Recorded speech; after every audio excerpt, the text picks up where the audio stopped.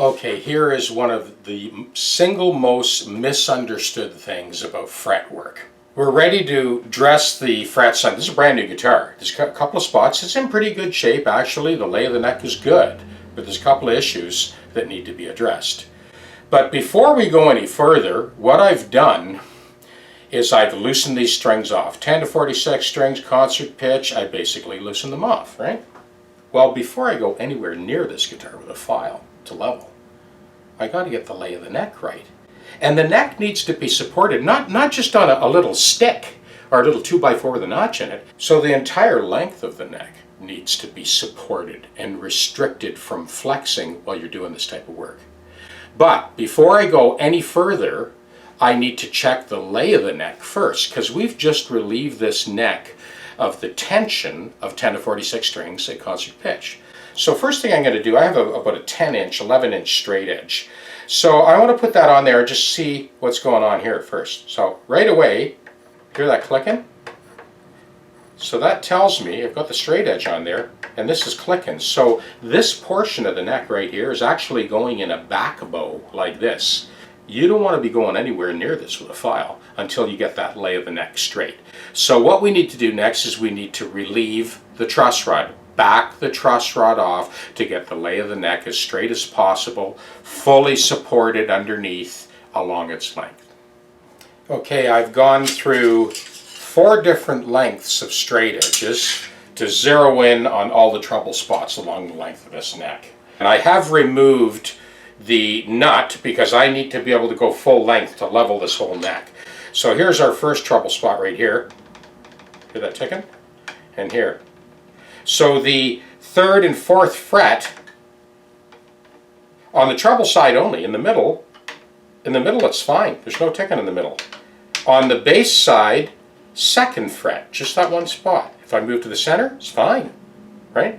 Up here at the 11th fret, same thing. On the treble side, little high spot on the bass side, but in the center, it's good.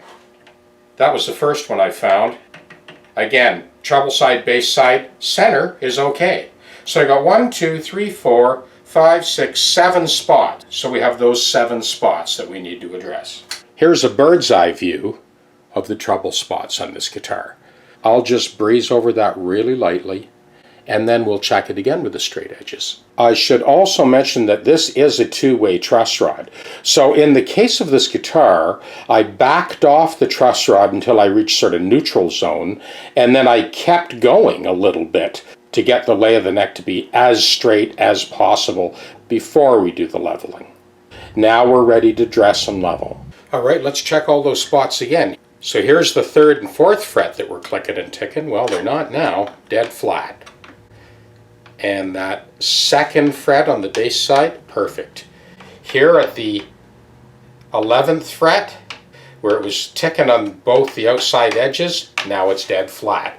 And lastly, right up the top here, same thing. We had a little bit of clicking and ticking.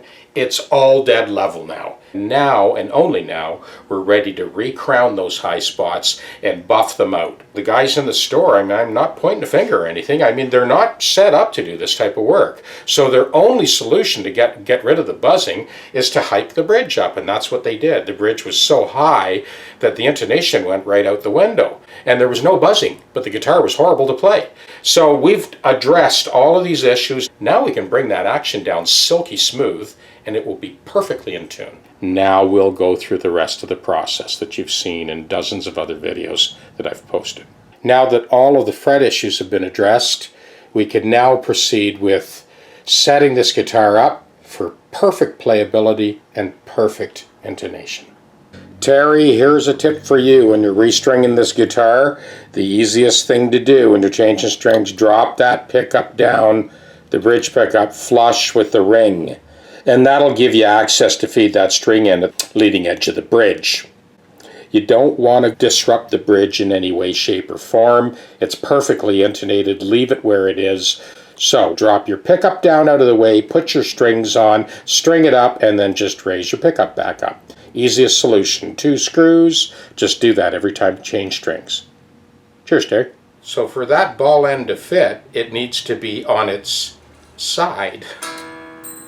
Unbelievable that you should have to do this. Anyway, in order for that to fit into that slot, you need to make sure that the ball end is kind of turned on its flat.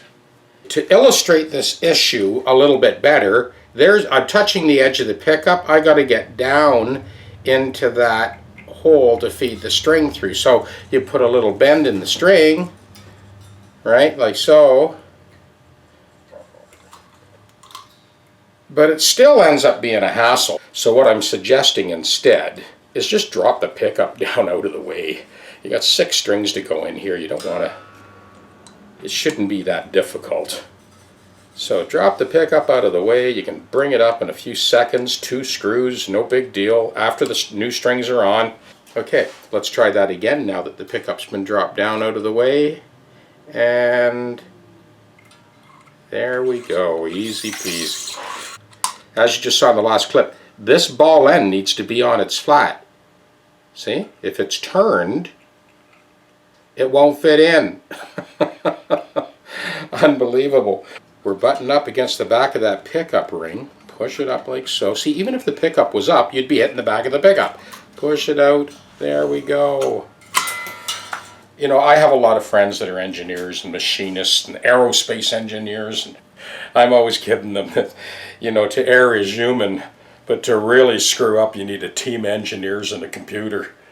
Okay, now we can put that 3rd string in. Easy peasy. Now watch that ball end again. Make sure it's on its flat. Voila. And the last string. Get that baby out. And that's it. Okay, all the strings are in. Now we can bring that pickup back up. That is your quickest, easiest solution to feeding these strings through the front of that bridge. You know, it might seem obvious now that you've been shown. We've reduced the string changing task on this bridge, this guitar, from 45 minutes to 5 minutes. So first of all, let's just see how the tuner reacts to the open strings now.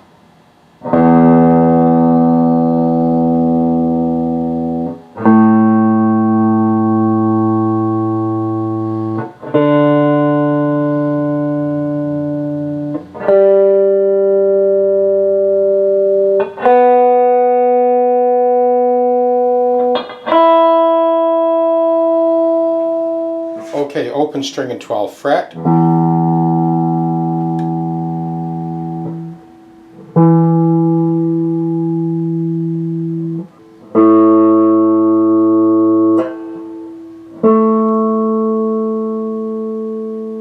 D.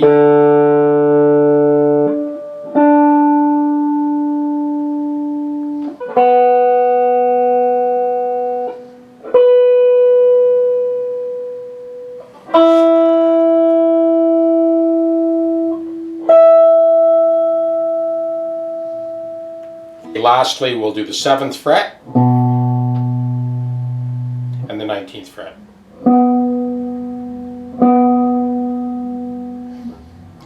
That's the traffic going by on the outside of the shop, throwing the tuner off. Okay, 7th and 19th. 7th on the D string and 19th.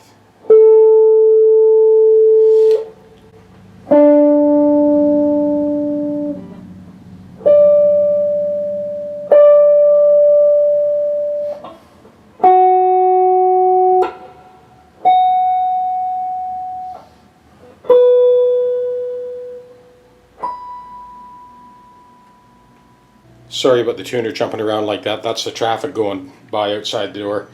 But you get an idea. It's definitely much closer than it was. But of course the real acid test is chords. So let's strum a few chords. We'll start with our garden variety D chord that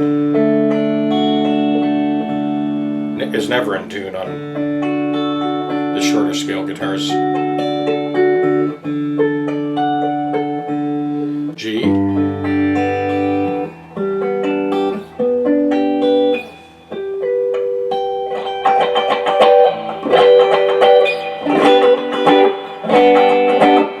E major 9.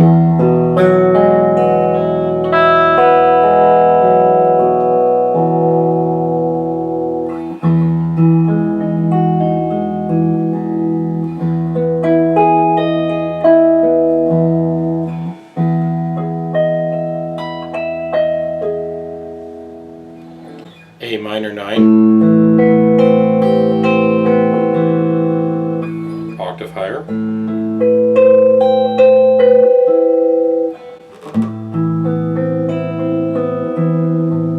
Here's a G minor 9.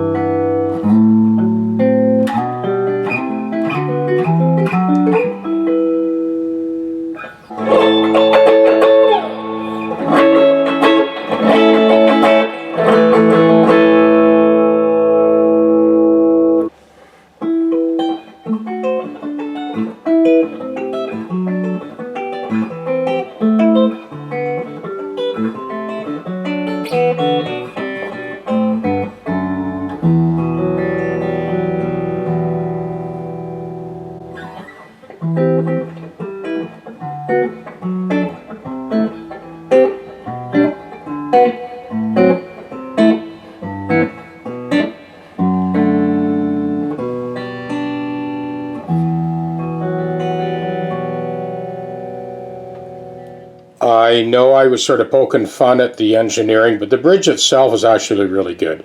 So now it's not a big deal. Drop the pickup out of the way. Those strings go right through, no problem. But I do have to say, all joking aside, you know, I'm a big fan of Robert Godin. I have been for years. What he's done here, he has strengthened the design of the headstock by redesigning it like he has. So he's got this kind of keyhole cut, right? But there's much more meat on this headstock on either side of that truss rod than there is on your typical Gibson headstock. So this is much less likely to break than a Les Paul headstock. I'm sure this is no mistake. This was intentional. The other thing is the headstock pitch.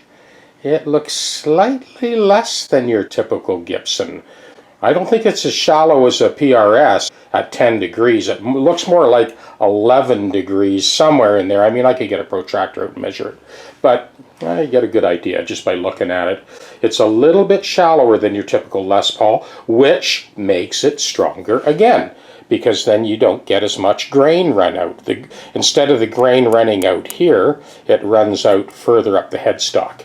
Anyways, just wanted to point that out. Of course, we've got a compensated nut on this one now, and there were some irritating little fret issues, as you saw earlier. And that could have happened from the time the guitar was made.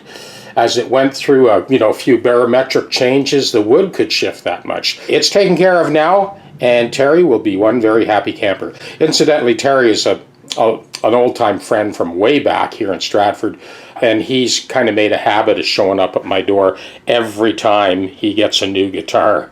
He just knows. And this is not a comment about guitar manufacturers not getting it right. That's not it at all. This guitar is very well engineered. It's a beautiful instrument. It's also chambered, by the way. Pickups are great, just a great all-round guitar. But there's no way a manufacturer can adjust a guitar to cover all his bases for every possible customer that might buy that guitar. It takes an individual luthier or an experienced tech to be able to set the guitar up specifically for the customer's needs. Cheers. Over and out.